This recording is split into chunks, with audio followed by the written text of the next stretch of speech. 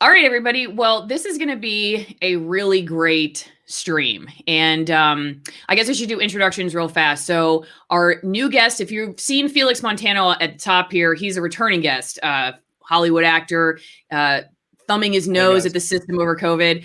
And our new guests here are Marie and Yoel, who are from Cuba and have been really making the rounds on the internet for videos that you two have been posting. And I want to show one you posted before everything that we've been seeing in Cuba right now, which is really touching and got a lot of views. And I think put you on the radar for people who are just like, who are these people? And started following your journey. And it's Cuban goes to Home Depot for first time. Dream came true. Before I play this, can you guys set it up for me real fast? Because I'm going to show the video at the start where you explain what it's like in Cuba, how it's so hard to get home repair goods, what just daily life is like there. And then I'll show when you guys actually go to Home Depot. But can you tell people what, set this up for us a little bit? Like, why did Yoel want to go to Home Depot in the first place? ¿Por qué tú querías ir a Home Depot? Porque en realidad cuando ella me llevó una vez un video y vi Home Depot, dije, wow, so many stuff there for mechanic, carpintería, cosas así, y me quedé sorprendido porque en Cuba tú no lo encuentras. When I was in the U.S., I showed him, we were talking on live, and I took him to Home Depot, and he just couldn't believe how many things were there. And I think just to piggyback on what he's saying, I think for any Cuban man, just to be able to go to a store and fix things is a dream come true. It's not just only Yoel's dream; it's many guys' dream. In Cuba, it's difficult to find that. For example, the drill is difficult to find it because it's expensive. It's really expensive. We don't have that there. When you see that, say, "Wow, what is this? That's possible." And the price, all. I think it's because as a man, you want to take care of things, and that's what communism squelches. We want to build and protect and make things, and right, and there you don't have the opportunity to do anything of that. You work for someone else, you build for someone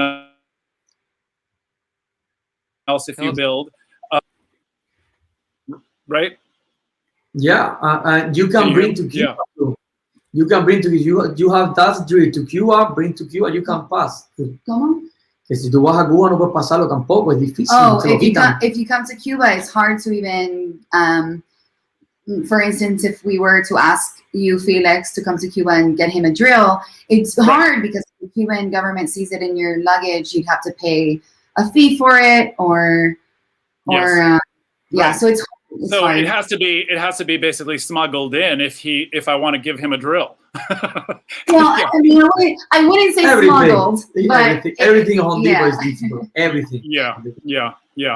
But my point was that as the nature of man is to build things, to create things, and to take care of family and to provide.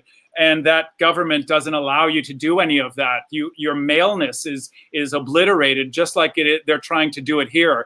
Your masculinity is destroyed in that environment. That's right. En Cuba se nos prestan las cosas. Si tú sabes que tiene uno un drill, tú se lo pides, se lo prestan. No hay clavo. Es difícil encontrarle toda la vida. It's just really hard to find basic things. Even nails are hard to find. Yeah. Got it. What would you pay? Give me an example, like of what it would cost to buy a hammer or nail or something like that would only be a few dollars in the United States. How much do you? $10? Probably $10, but you have to put it in context. In a Cuban salary, that's a lot of money. It's $250. Yeah. If you put in 25, the dollar. Yeah. Now it's 40. It's 35. Yeah. 40. So it's even more expensive it's now. More expensive. It's probably around $10. When you earn 40, 100. Yeah. And that time now it's 2,000, but always the price is high. It's the same. Okay, so the Cuban pesos and American dollars, right? They want you to use American dollars to buy things, correct? No, not everything. Not everything, okay. That, if you have American dollars, you get more. That's why families send American dollars, no? Right, yeah. Because and the then Cuban you government get paid. But how do you get paid? in Cuban pesos. It doesn't pay in dollars. Right. So a peso is what to a dollar? It's supposed to be 25 to 1 or 24 to 1. But because the Cuban government doesn't even have dollars to trade with you, everything is in the black market. So I can't tell you right now what it is, but cuando tú fuiste de Cuba, ¿cómo era el dólar? A 60, hasta 100, 100. Double, 70 to 100. Okay, so let's say I get 20 pesos. How many dollars is that? Not even a dollar. No. So that's what people. So that's what people are getting paid per month in Cuba. No. No. Sorry, 50 cents. They get paid now. They get paid 2,000 pesos. Yeah. Oh, so what is? Okay. That's equivalent to $100. Okay, a month, $100 a month, let's say. A month. Yeah. Okay. Yeah. Okay. Wow, Got it. Okay. Yeah, Wow. you're not buying a hammer with that. No. That's not the problem. That's not the problem. You can go to the hammer because you don't have food at home. You need to pay the electricity. You have to pay for food first. No, you need to pay hammer. for clothes, but you're gonna go outside. You know The how basics. many? Yeah, you how many times in my teenager, now when grow up, how is impossible find the good shoes? For example, Nike is fashion in Cuba. Nike. Maybe $65. Yeah. For me, in that time, I win 20. I earned $20. I said, "Is that possible? Somebody giving to me the Nike. I need to keep it safe in one place because that's from once you go outside, an important date or party. Say that's it. We need to take it that day and put it again in the box. He said, we need to keep it. That's happening. You take care of everything. He's saying that you take care of everything like it's treasure because you spend all this money. And if not, because most of your money has to go to just feeding yourself and clothing yourself and living day to day. Yeah. Okay. Okay, shall I play the video? Yeah, sure. Here we go. Okay. In Cuba, everything you can think of is almost impossible to You guys hear it okay? Yeah. Yeah. I can. define. Oh, it's going to make me play the ad. Interested in Hang on. That was my fault. Sorry. generator? Here we go. And buy, including home improvement items. It's the main reason why many buildings look destroyed as if time stopped, or why cars constantly get broken. Long lines to buy simple things like paint and cement are normal. So if you ask any Cuban man what the first thing they would do in the United States is, many times you'll hear Home Depot. So let's make that dream come true for Yoel. Motor broken. Estamos super jodidos. Wow. The American Dream, aquí mismo. ¿Estás emocionado? Claro. It's a good moment. Good morning. Wow. It's beautiful.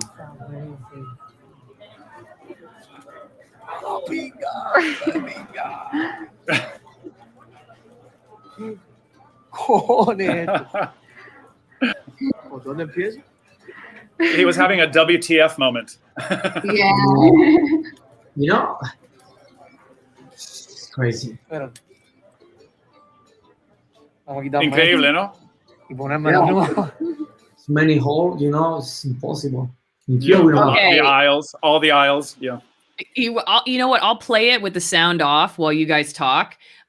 So you got a lot of people watch this video all over the world. What were some of the reactions that you got? You know, were people surprised, I guess, that somebody was so excited to go to Home Depot?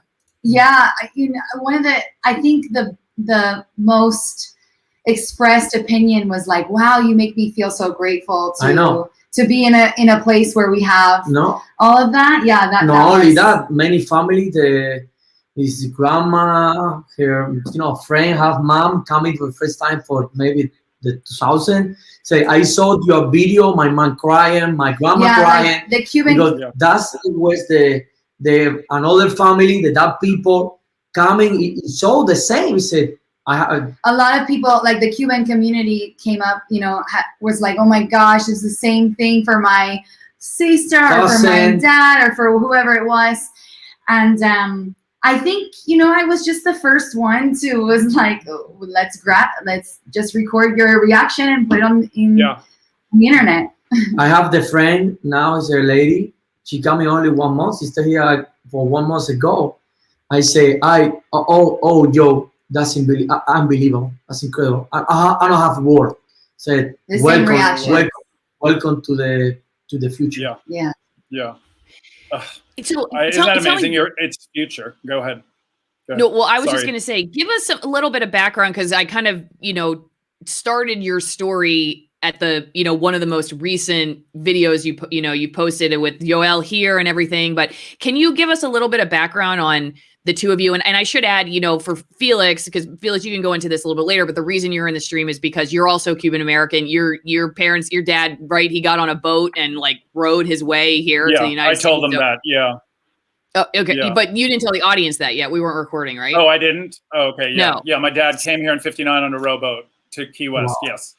To escape Castro, right? He escaped Castro in '59 after Castro took over with 4 friends, a box of crackers, and no compass. Rowed toda la noche, you know, rowing toda la noche. Y no sabían dónde iban. They didn't know where they were going. They were going towards that light, you know, but it could have been Havana. Ellos no sabían. They didn't know. So por la mañana vieron, tú sabes, la playa y era Key West. Wow. Y ese es cuando él llegó. Y entonces por eso yo estoy aquí. Y viviendo all that again in English. Yeah. So he landed at the shore, and that's why I'm here today and living the American dream, or what's left of it. Lo que queda. Very lucky. There's a lot of dead bodies in that sea, so he's very lucky. I have many friends in Cuba. Sorry, I doesn't remember this. I have a friend now in Miami. He coming for first time for 1 month ago. Too. He coming in a jet ski. He came in a jet ski. 4 jet ski to Mexico. He said, man, they stole a jet ski and they went. He fought time. That's what my dad did, stole a boat. Yeah. He told me, I thank God, por poco pierdo a mi hermano ahogado. He said, por poco pierdo llegar aquí. There's just so many stories of people dying and of stories of people that did die. So tell me about how the two of you ended up. We won't say exactly where you are, but you're in the Southwest United States right now. How did you two end up here? Well, my family lives right across the street from Yoel. Oh yeah. And so when he went to go visit my cousin, they're friends, and that's how we met. And 5 years ago, and then we started a relationship 5 years ago. Almost 5 years ago. Almost 5 years ago. In Cuba? Yeah, in Cuba. Cuba. And so, Mari, when did you come here? I don't understand, because you speak English so well. I'm Cuban American as well. So I went. Were you born here? Yeah, and so when I went to go visit Yoel, I was visiting my family, and so and that's how I. Yeah, another half of the family live in Cuba. Oh, so you fell for a Cuban man when you went visiting, and then you were. I don't want anything to do with a Cuban man. Trust me, I know. I have to deal with myself. Well, I hate to take the conversation back to how you guys ended away from the Felix versus Yoel beauty contest. We'll make a calendar later for all the ladies, but and guys out there, right? But yeah, Yoel. So Mari, you go back, you visit your family, you guys start dating. You're already living in the United States, and then you decide Yoel, he's gonna move to the United States to be with you. Yeah, that's the short version of it. Okay. How did he get out? I applied for a K-1 visa. Yeah, it's really hard. Which is a fiancé visa. It's really hard. Very hard. In our country to bring him over. Yeah. Okay. So I want to show this video that you all just posted of your thoughts on SOS Cuba. And it's just kind of, I thought this was one of the most touching parts, but we can talk about, anything. I just figured I'd just show people your reaction right now to what's, okay, so here we go. Let me explain that. I just want to say, You guys have no idea what this means. Yesterday meant to us. Mm-hmm. I never thought that I would see this in my life. That's right. Fine. I It's never fine. thought I would see it in my life, and I can't believe we're here in Miami. Because you coming to the Cuban people, you have your blood, you have the Cuban blood. That's it. And the freedom, that's what wanted you here. There's so many people dead in those 90 miles. There's so many people dead. Dying. There's so many families that have been ripped apart. There's entire Risk the diaspora. life. There's Yeah. entire diaspora that lost their culture, Risk the life. that lost everything. And I have a friend. there's just, this is such a beautiful day for us, and you really need. I want you guys to know, and I'm sorry I'm crying. It's very emotional, but That's right. I want you guys to please. We need the international community. We need the international community to finally recognize the dictatorship in Cuba and put pressure on Cuba to finally listen to its citizens. Very emotional. No, and that, No, yo I mean, estoy, when I yo watched- estoy llorando porque eso me, oh, it's just crazy. That's crazy. Yeah. You know, it's funny. That's funny. Ese día, that day is I sleep. ¿Cómo es? Nos dormimos 2:30 de la mañana y veo en las noticias de Facebook en Holguín había unos cacerolazos por la noche por falta de corriente y yo como cubano que pensé, you know, I'm sick. That's normal. That's people go to home again and that's it. When we wake up to the morning, I said the news again. I said, what the hell is this? How many people in the streets? This is crazy. This is good. So so the uprising is nothing you've ever seen in your lifetime. This many people fighting and this long, and this long a period of time. So this is very, very important moment. That's Unprecedented. Unprecedented. Okay. Yeah. Go ahead, Allison. Well, I was going to say, you did a really good job of explaining what led up to this in that video, and it dispelled a lot of the talking points that we're getting here in the United States about what is going on, what prompted this, because a lot of people are like, well, why now? You know, it's been decades. Why now? So can you run us through, you know, what, not just sort of the last 60 years, but why this last, you know, year or two have become so, you know, have sort of, I guess, laid the foundation for what we're seeing right now? I think it's just it's a stepping stone, right? And I know the US media said it was because of COVID and because of vaccines, but if you listen to any of those protests, nobody was risking their lives saying that we want vaccines or we want or not even food. The chanting was libertad, libertad, libertad, and I won't say it here, but like Diaz Canel, and then bad word. and what do those things mean? What? What do those things mean? The president. Oh, okay. I didn't hear it. Canel is the president of Cuba now. Yeah. And so, and they were saying patria y vida, which Felix, I don't know if you know that, but patria y vida is like a recent slogan that Cuban, the guy from Orishas, which is a Cuban group, made this song, and it used to be patria o muerte, like the communists would say patria o muerte, homeland or death. And so they're saying, no, it's not homeland or death anymore. It's homeland and life.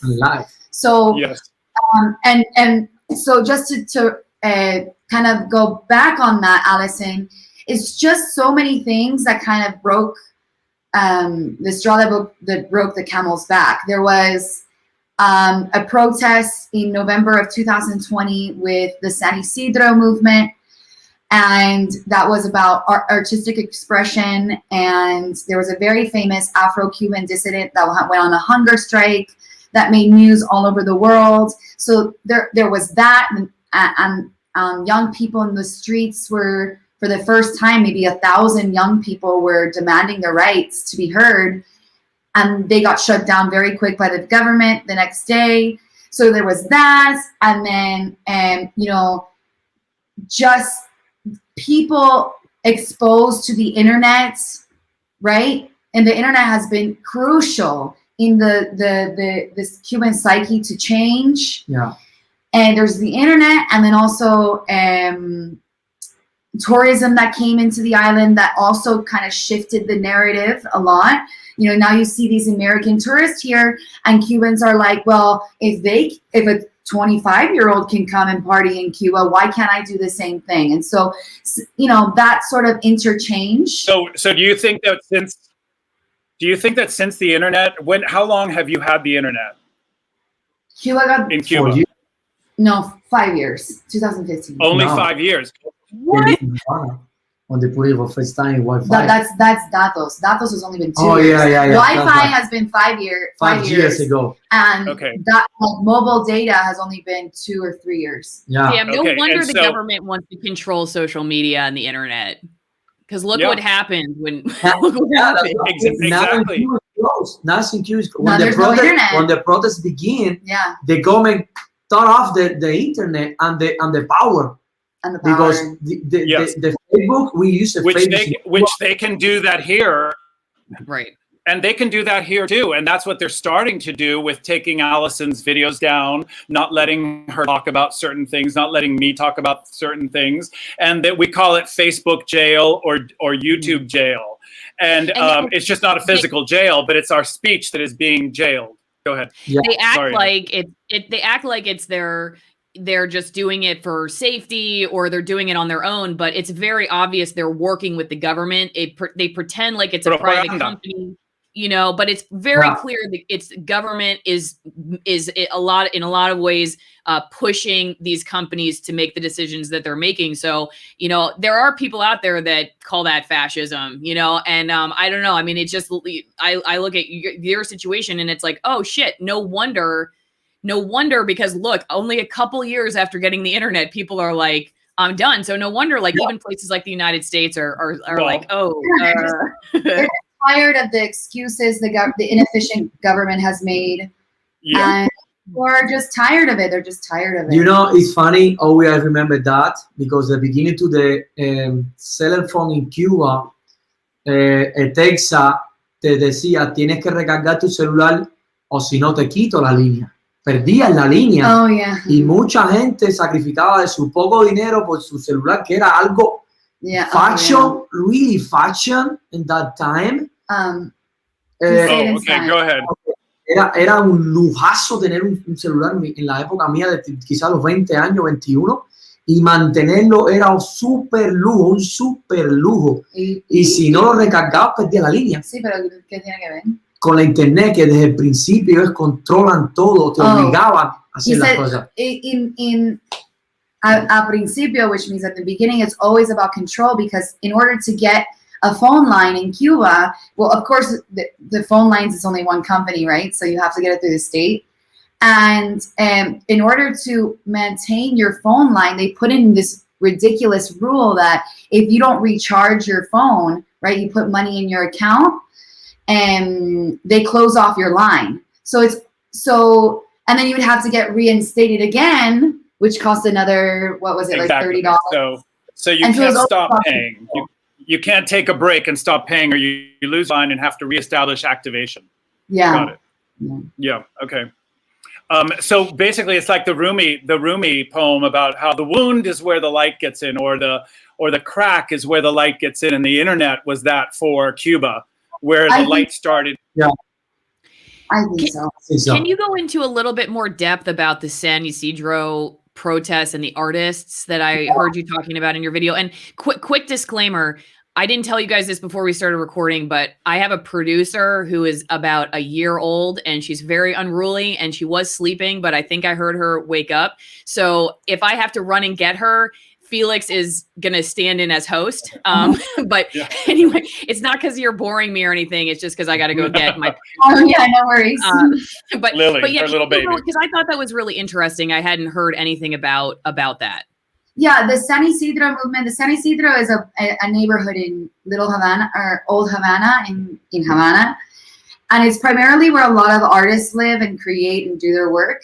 And in February of 2019, the Cuban government created a new constitution that people voted for, and of course they voted yes for it. You know, it's very little people voted no for it.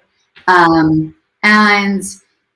in that was Decree 349, which limited artists' ability to sell their own art with, they had to have the permission of the Ministry of Culture to sell their own art. So you had to go through the government to get your art approved so that you could sell it, right? And so artists were very upset about this, very upset. They thought it limited their creative expression. And it started some little underground movement. And then there's a famous Afro-Cuban dissident named Luisma Alcantara that kind of spearheaded this whole artistic expression. And so he went on a hunger strike. Just to make the story very short, the Cuban government forcibly removed him out of his home under this disguise of COVID. They took him, they dressed up as doctors. And they were police. Forcefully removed so that the world couldn't see what they were doing. Forcefully removed him out of his home. It started this movement where these young people went on the street, went to the Ministry of Culture, started protesting. And for the first time, you kind of saw that catapult of, well, this is wrong, right? And afterwards, the government kind of squashed that real quick, because it never got to be anything that we saw last weekend in Cuba, which was organic protests like explode in the country. I was looking for this just while you guys were talking, because Felix had sent me some of these photos, but of old Cuba. Foto de Cuba antes de Fidel, en los 40 y los 50, como tú sabes, como todo el mundo estaba. Go ahead. Yeah. No, I was just, just curious, because you were talking about the artists and everything, and it just seems like there's a lot of that as a part of Cuban history. And so, and because you see stuff like this, I'm curious, for how long have, like, when you so again, like, this was bubbling up just now, has that been something though that's been frustrating people for a long time? Was that also affected by the internet? I mean, or is it just that the new law that prompted it? ¿Tú crees que la gente protestando por su libertad, eso era un sentimiento recién o eso es viejo? Bien. Lo que había, el temor de que siempre hablaba bajito, que si te meten preso porque era la represión, ¿me entiendes? Pero siempre hubo ese sentimiento, había mucho sentimiento a raíz de los 2000, que empezó a salir toda esta historia de la gente viajar y venir, la gente viajar y traer noticias, ¿no? Eso crea, más los errores administrativos, los de la dictadura, hicieron más apocalíptico el problema. He said that it's been bubbling for some time now. It's not just the San Ysidro movement, none of that, but it's been underground, right? You say things in your home, but you can't say them out loud, because if a neighbor hears you, you get in trouble. And and he says, now with tourism that came in, and you saw how other people lived, because remember, Cuba didn't have tourism for a very long time. And so when you saw people come in from other countries and they brought news and they brought what they were doing and, how they looked, how they dressed, everything, right? That kind of, little by little, very slow. Yeah. You bring up the tourism, and so that makes me think of the embargo, and that was one thing you talked about in your video as well. You say the embargo is not what prompted the conditions that are now prompting these protests. Do you mind talking a little bit about that too?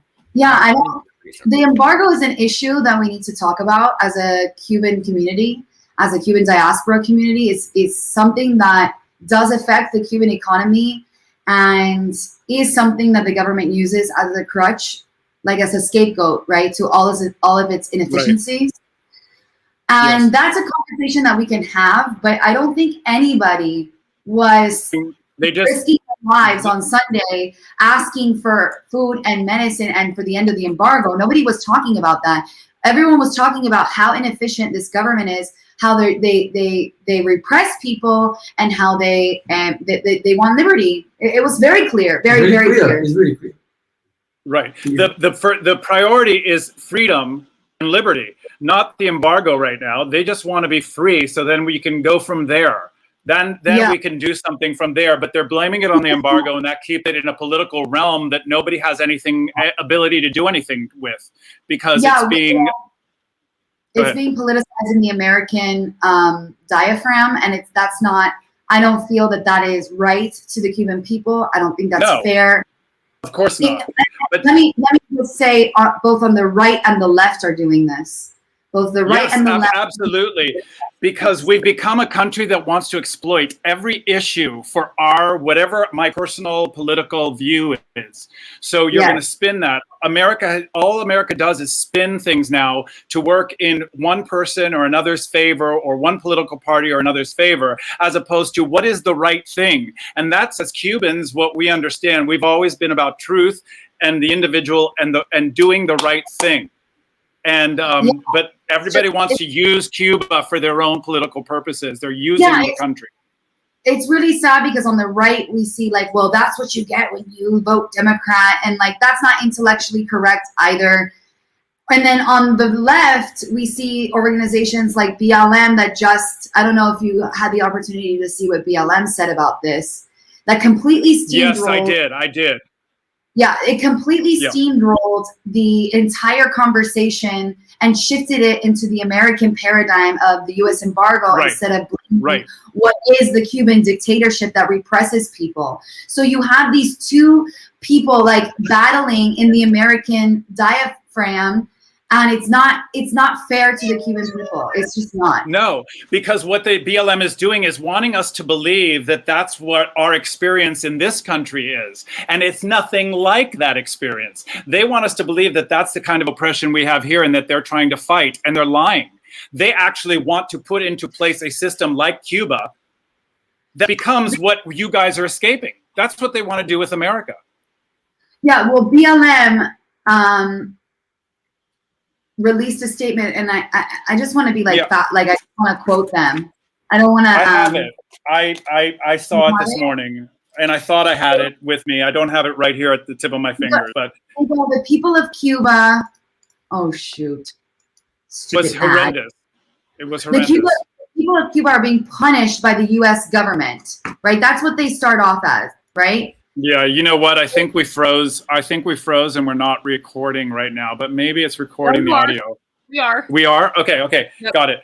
Mine's frozen, but we can keep talking. Go ahead, Mari. Go ahead. So they said people of Cuba are being punished by the U.S. government because the country has maintained its commitment to sovereignty and self-determination, right? And so they just went on and on about how it's the U.S. government for the suffering in Cuba because we have this embargo, blah, blah, blah, blah. Completely steamrolling over the Cuban diaspora voices and the protest voices. And so I found it extremely offensive as a Cuban American and somebody I personally lived in Cuba. It's extremely offensive, And so, I agree. But that's BLM. They suck the oxygen out of any topic. They want to suck the oxygen out of any topic. Go ahead. Sorry. Yeah. No, but I'm just saying, like the right does it too. Marco Rubio.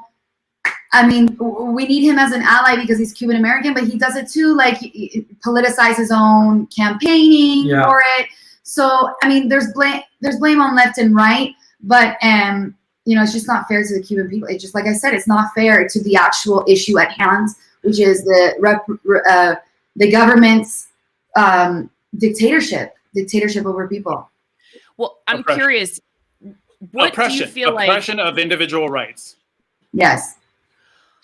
When you bring that up, when you see like the politicizing of the issue, the left versus the right, what do you feel like are the main propaganda points on either side that you feel like make it worse for the Cubans, or just like flat out not true? Just so that those of us who are like really don't know anything can be better consumers of the news. I just think that on the right, they're equating Democrats to a dictatorship, which I think is not fair. And then on the left, it's the left is I can go on with the left. The left is making me angry today. The left is, you know, this whole thing that freed the slaves. There were no slaves in Cuba. That the medicine is so good. The education is so good.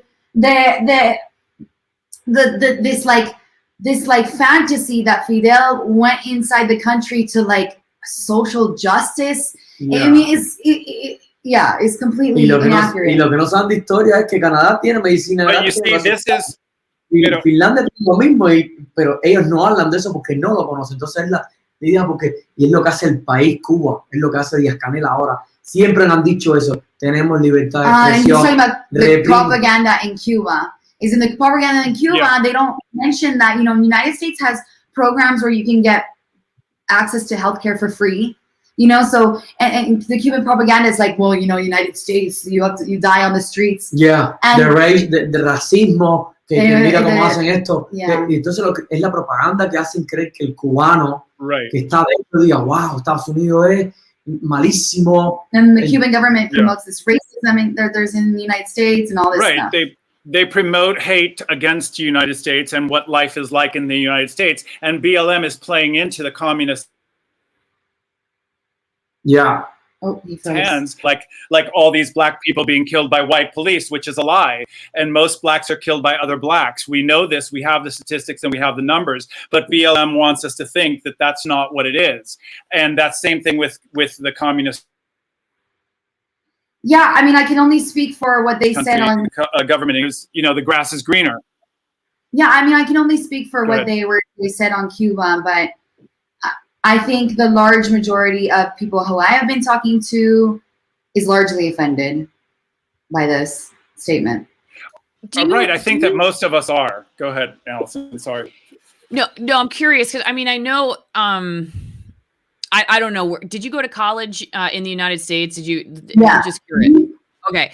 So, because that's where I feel like when I went to college or graduate school, that there was a certain amount of romanticization of communism, or just like, you know, that just hasn't been done right yet. And, you know, we need to try it a different way. Do you feel like, you know, the average sort of American student, especially like young people, don't necessarily have the right perception of it or a full perception of it? I'm just curious, like, what your experience was in the education system in the United States, if you ever encountered discussion around the philosophy of communism. I went to school in New York, and so it was very progressive. And I mean, just to say it publicly, I've been a libertarian since 2007. I've been a libertarian, and so a philosophical libertarian, not part of the party. And I see a lot of romanticism now more than ever. Not when I was in college. I got my degree in political philosophy, and so I didn't see as much as there is explicitly today with the Gen Z. I was fortunate enough to have professors that kind of had different philosophies, and we would debate it back and forth. So my personal experience is that I didn't see that until really now.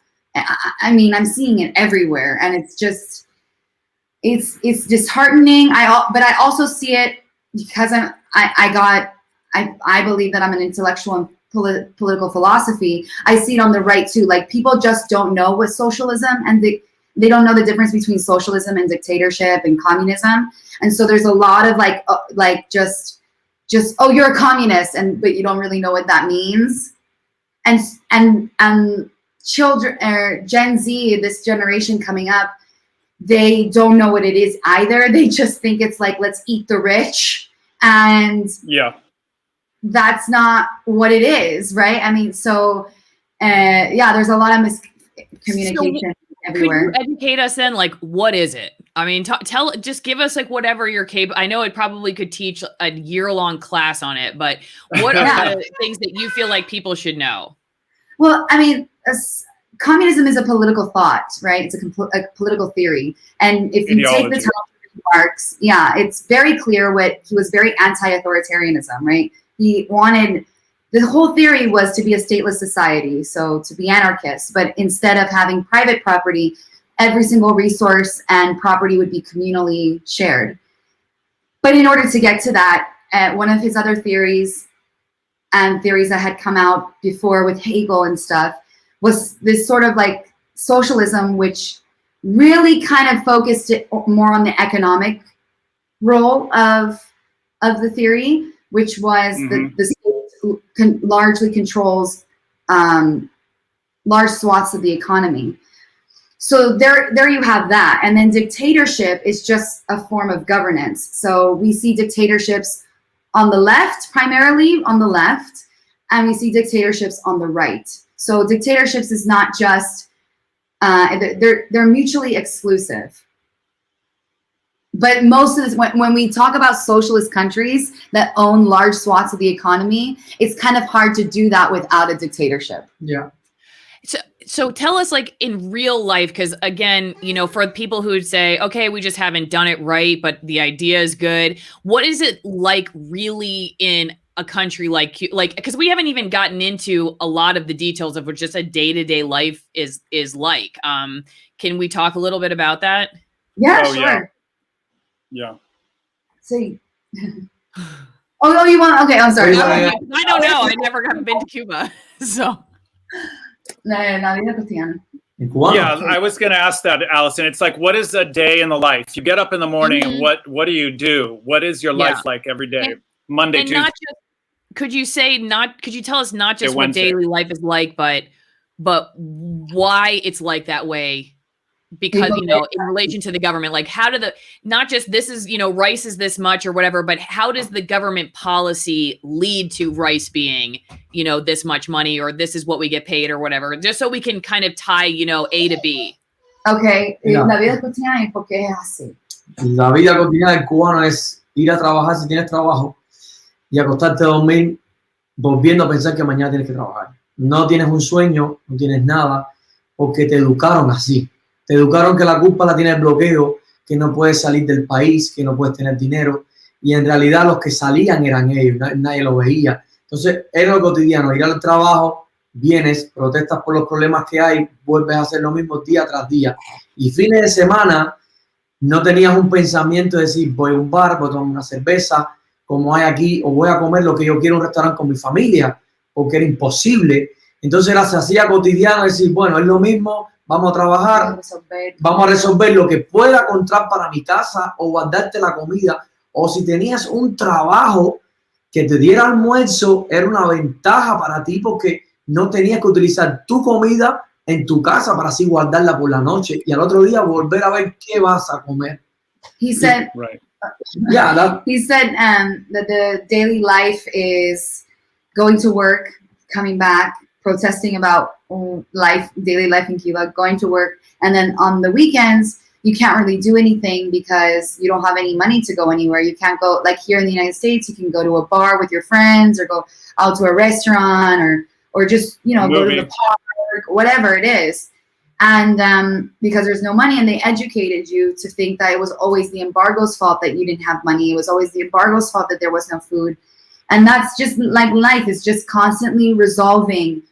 How do I get rice? How do I get chicken? How do I get this? It's just a constant game, no juego. O un trabajo que te diera una java mensual que para que and then a job that would, like, if you were lucky to have a state job that gave you food, because it's very normal for the job to give you lunch, and then you have to eat dinner at night because you got filled up. You'd only eat one time a day, right? Once a day, and so you didn't waste your own food and your own money in the house. Yo tuve mis abuelos guardaban lo que daban a ellos, a dárselo a los niños, a los nietos. Eso es algo increíble que ahora me estoy recordando. Cuánto todavía de que mis abuelos se quitaban su pan, para decirles para el niño, para la merienda, para el niño, para la merienda. Yeah. Es triste, es triste. He's saying like grandparents are like would save the ration food and like give it to their children. The mom too, everybody. And I have the grandpa, I love the grandpa, he's passed ago. Dímelo en español. Tuvo unos abuelos que pasaron, ya murieron y fueron comunistas. Y al final de sus días te das cuenta que esto era una mentira, que lucharon por algo que nunca les dio nada, ni recibieron nada a cambio. Y hoy en día la juventud de ahora se cansó de decir, ya basta ya, y hay que luchar por lo que tenemos, por una vida mejor y un futuro mejor, que es lo que queremos. No como, y lo digo siempre, tengo unas personas comunistas en mi Instagram, en mi Facebook, y les digo, ojalá que no te pase lo que mis abuelos, que se murieron sin nada, para no decir una palabra mal dicha. You want me to translate that? Yeah. Oh, he has grandparents that were communists, and they, to put it shortly, they died with nothing. Like they felt that it was all a lie. It was all a lie. And they fought so much for a revolution, and they died with having nothing. So let me ask you, so what he said at the beginning was basically the basic thing, as opposed to just get up and go to work. You had nothing to dream for, nothing to live for on the weekends. You didn't have, living for Miller Lite or whatever on the weekend, a beer or going to a bar, going to a movie. And it's not very different. I mean, well, let me get this, trust me, we're nowhere near where you are, but people don't understand that our lockdowns are a version of this, disguised as this flu. It's a version of this that they're trying to get us used to. And that's how I felt. I don't know if it's my Cuban instinct and my DNA, but as soon as this lockdown started in America, I started to feel like I was getting imprisoned. And I started wanting to just scream and break out, because that's what I felt, is where are our dreams? If we're going to live like this, we're already living this almost 2 years. I mean, there's people that are younger than me that are 59, that are in their 20s, that have dance careers, that have sports careers, that have theater careers, and artists that can't do anything. They have no hopes or any dreams. You know what I mean? Yeah. Well, at least you have Netflix here. Yeah. Right, but you see, but that's also the government is infiltrating that, Netflix and all of those other mediums, and that's why they want us to stay watching the TV, because that's giving us the BLM propaganda, the communism propaganda from the government. See, so it is happening to us. Go ahead. Sorry. You know, it's funny now, the Cuban government, the beginning to the sport in Cuba, como el comienzo de los deportes en Cuba, Fidel Castro decía que el deporte cubano era del pueblo, no tenía que ser profesional, que era del pueblo. Y entonces, cuando empiezan los peloteros a viajar, empiezan a quedarse, ellos se contradicen. Ahora les dan contrato para Japón, que son bienvenidos en otras ligas, que la culpa es Estados Unidos quien no los recibe. Y si tú estabas en contra del principio. Sí, pero ¿qué tiene que ver? Te digo porque son cosas de la vida cotidiana del cubano, que ves esas cosas y dices, wow, ¿qué cosa es esto? ¿Cómo es posible que pasan estas cosas? Y como eso, tú me dices... Is he saying that they use the athletes in Cuba, in other countries, against the United States to say that the United States isn't, bringing them to our country or something? I couldn't really understand what he was saying. No, he's just saying another example of like the deception of the Cuban government, that they say one thing and then they retract a couple years later. It's kind of like living in 1984. I saw this when I was there. It's like doublespeak, where they say one thing and then all of a sudden, oh, it's something else now. So an example of that was the sport teams. Tú sabes lo que es, tú sabes lo que es sentarte en un televisor desde chiquito y decir, ¿qué vas a ver? ¿Qué vas a ver? Porque es lo que te ponían ellos. There's no entertainment in Cuba No either. There's entertainment only in 4 Cuba. TV channels. Only, no, in my time, only 2 channels. 2, okay. My teenage, only 2 channels. Okay, and But and are all those channels propaganda? Go ahead. No, yeah, keep going. No, yeah. please answer it. Go ahead, answer it. Yeah, are they? Is it just everything run by the government? Yeah. The Cuban propaganda. News, yeah, it's all propaganda. Una propaganda bien trabajada, sin anuncios, sino que te pone lo que tú quieres ver. Yeah, whatever you want. What they want you to see. What they want you to see. So, one thing I was just thinking of what Alex which is what they're doing here. Go ahead. Sorry. No, sorry. Well, one thing I was when Felix, when you were saying about the Netflix stuff,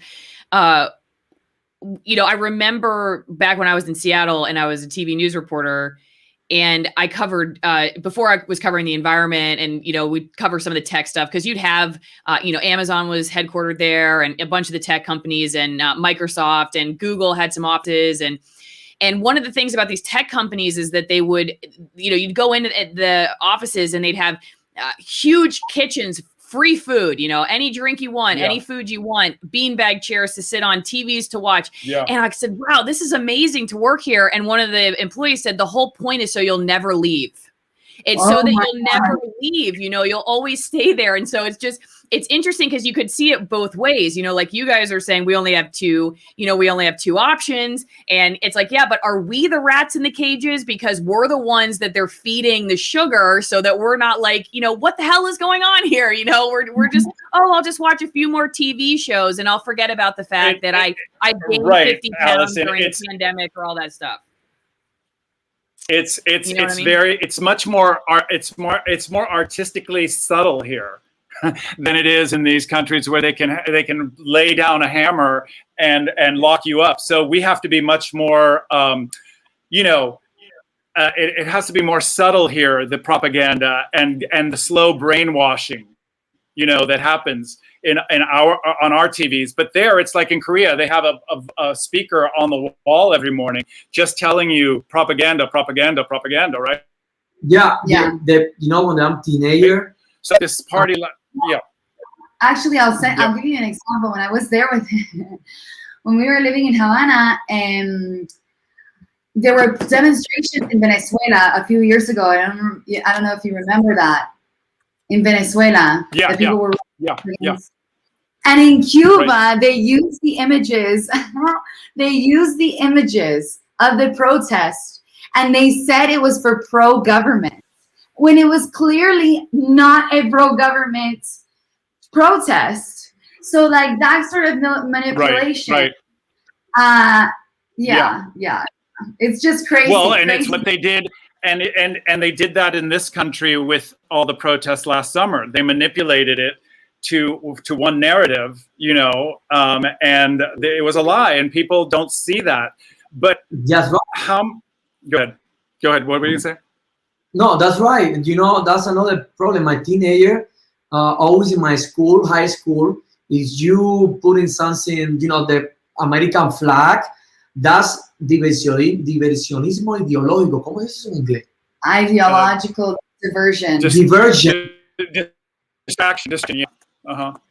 Ya, ellos no les gustaba que tuvieras cosas estadounidenses o fuera de Cuba, porque era diversionismo ideológico. They didn't want anything that was Americanized. Y ahora entiendo, a pasar de estos años, por qué Fidel no quería antenas parabólicas para ver canales del exterior. That's why now he understands why Fidel banned the antennas. Because he was so close to the United States. He could pick up the signal. You could pick up antenna that could pick up United States TV. Right. But this is, you see, this is what's happening here. I have 2 American flags that I put, and they're little. I wanted to put a big one, but I'm afraid that I'm going to be attacked in my neighborhood because I have an American flag.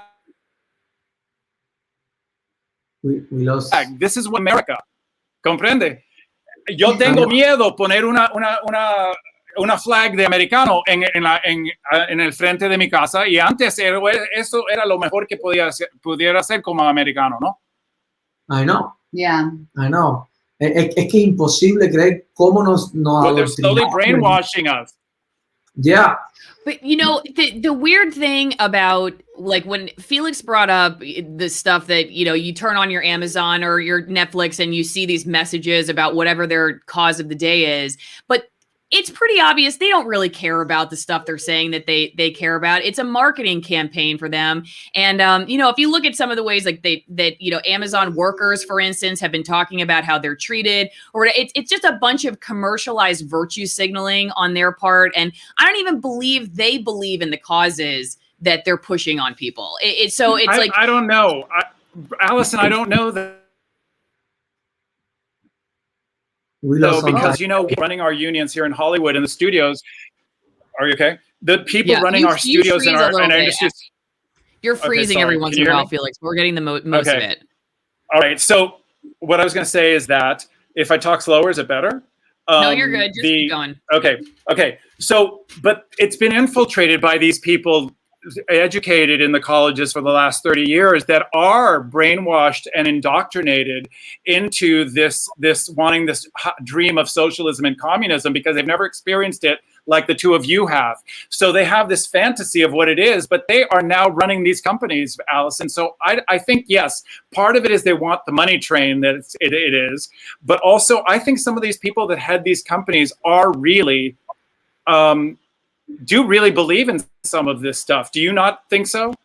Well, wouldn't it be because they're stupid for Bezos to promote communism, honestly, because he would lose his money. I mean, why would Bezos want America to really become a communist country? Well, but you don't understand. Bezos will never lose his money.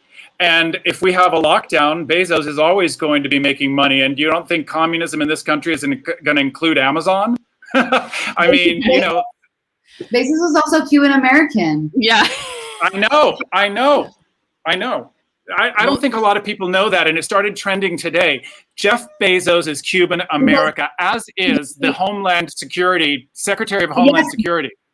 Yeah, because we made it a trending thing on social media. Like, we need Jeff Bezos' help on this, on what's going on in Cuba. Yeah, I know. And meanwhile, he wants to go into outer space, right? I mean, I'm curious, how about... What do you want Jeff Bezos, like when in the appeal to him, what would you like him to do? And, you know, other than what Felix is saying, going to outer space, how would you like him to help? I think if he just made a public statement regarding it, because, you know, his father is Cuban and he grew up in the Cuban American community in Miami. I think if he just made a statement, and if he could if he could donate to, people who are trying to get humanitarian aid to the country. I mean, I think that would be really cool. And not even just cool, like it would boost his PR image in a sense. Right. And because, you know, people don't like Jeff Bezos. And but then the question is though, what does he feel is more important? His bread being buttered here in America by the woke community and the younger people that's all they want, or doing something altruistic and being faithful to his family and his his home country and his father? Was his father raised here in America or in Cuba? I don't know when his dad came. My dad? No, Jeff Bezos' dad came from Cuba. Yeah. I don't know. But he definitely came from Cuba. Yeah, go ahead. Yeah, he's And her mom? No. His mom is I don't know what his mom is, but okay, she's rich. And right. No, I mean, I don't know if the whole thing with that woke America. I don't know what he's doing, but I think it would be just really cool if he just said something about it, because someone, the richest man in the world, saying something would help the cause tremendously, I feel like. Yeah, I agree. I think every Cuban who has any celebrity or any kind of platform, I have none, and here I am yelling my head off. But I think anybody, especially people in that kind of a powerful situation, global power, it's global. He has more power than anyone on the planet, practically. I just think if he's going to use the story of his father coming to Cuba for this whole, the whole narrative that he puts out about his life, if you're going to use Cuba and some sort of cultural identity of it, you better step up. And that's what we're trying to get him to do. Step up. Bingo. Bingo. That's Bingo. a good point. What is the end game? I mean, how does this Everybody end? Best case scenario. Best case scenario. How does this end? Hold on, Yoel has to take a call. Oh, it's okay. Well, what do you think, buddy? Okay. Like, I think the best is just to put so much international pressure on this government. We need the UN to step in. We need the UN to step in and allow peaceful protesters to actually demonstrate. Because what they're doing in Cuba is killing people that are not armed, because the population is not armed, and not allowing them just to go out on the street and say, whatever that they want to say. So we need the UN in Cuba to allow people to protest. We need the international community to recognize the dictatorship, because many countries around the world have this fascination and romanticization of Cuba and Fidel and the revolution, whatever, and they don't acknowledge that there is a dictatorship. There is a dictatorship, and we need people to recognize. But this is what scares me. Madi, this is what scares me right now at this moment in history, is that COVID and what COVID has done, and how the World Economic Forum has moved in and is implementing their reset and the New World Order and the globalist agenda. The UN is never going to do that. The UN is on that side. So is the World Health Organization. So is, so is the American administration right now. They're all going for this globalist agenda. The last thing they want to do is make another country free.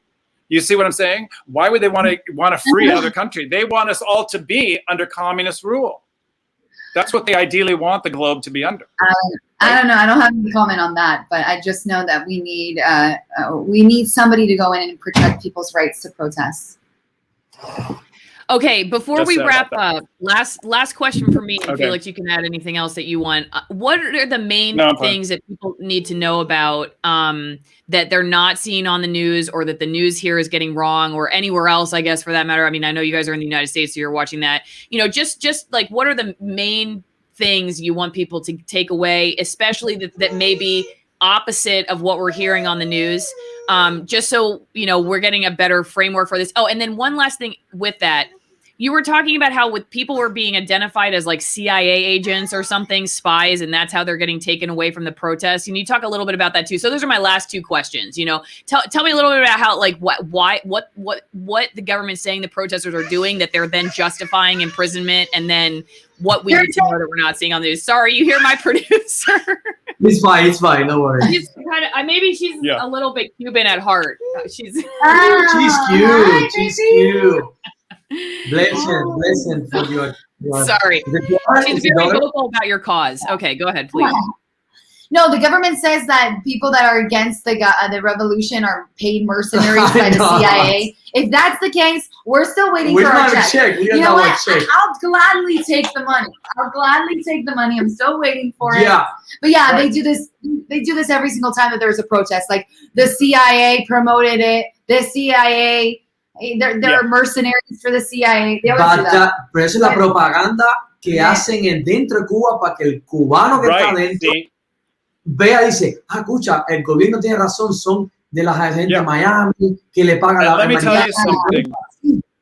Pero déjame decirte, because if I'm going to be hired by the CIA to fight in that country, they better give me some freaking guns, because you're going to get beaten and thrown in jail, right? It's crazy. Because they're not armed. Right. And, right. So how can? It's ridiculous. So I guess ¿qué quiere que el mundo sepa de lo que está sucediendo? Que quizás las noticias aquí en los Estados Unidos están diciendo mal de Cuba. Mira, o la situación, digo.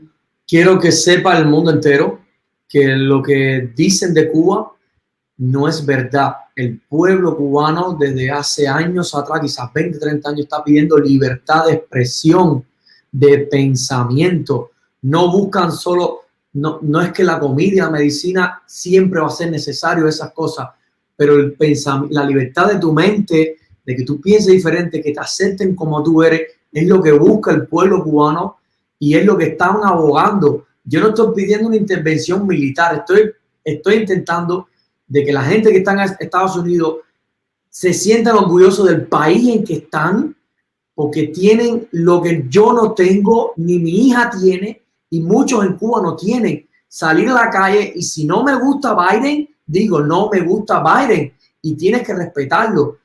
He says he wants everyone to know that what Cubans have been fighting for not just today, but for 20 years or more is the freedom of expression. The freedom of expression is number one, and why people went out on the streets and risked their lives to do so. And that y que el pueblo americano sepa que en Cuba, si piensas diferente, no tienes trabajo, te botan de tu trabajo. Oh yeah. Okay. Tu Okay. familia es So tu vida. let me interpret really. They want the American people to realize what they have and how good it is, and that if we can walk out on the street and say we don't like Biden, we can do that we have that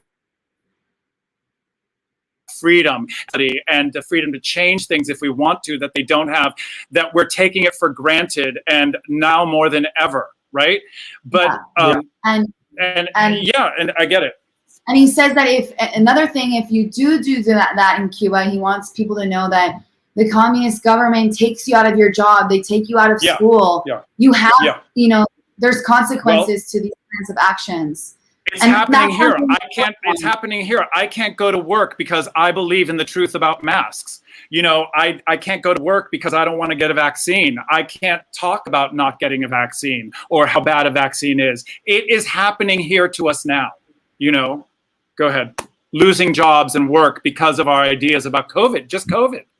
Yeah, you know, now para mí, yo me estoy arriesgando mi familia, y eso es lo que no entiende el americano. Hermano mío, estamos arreglando mi familia, mis hijos, pensando que yo no pueda ver a mi familia, a mis hijos, porque piense diferente. No saben lo que tienen de salir a la calle y lo simple de comprarte un plátano o de comprarte la leche para tu hija y que no le falte con solamente trabajar diario, decentemente. Cuba no lo tiene. De que tú puedes, si tú quieres criar, no sé, lo digo porque tengo familia campesina, que tú críes tu vaca y que no puedas comértela. Mira, eso es algo insólito. Es insólito. That's what I was just. Okay, Allison, just really quick. I know we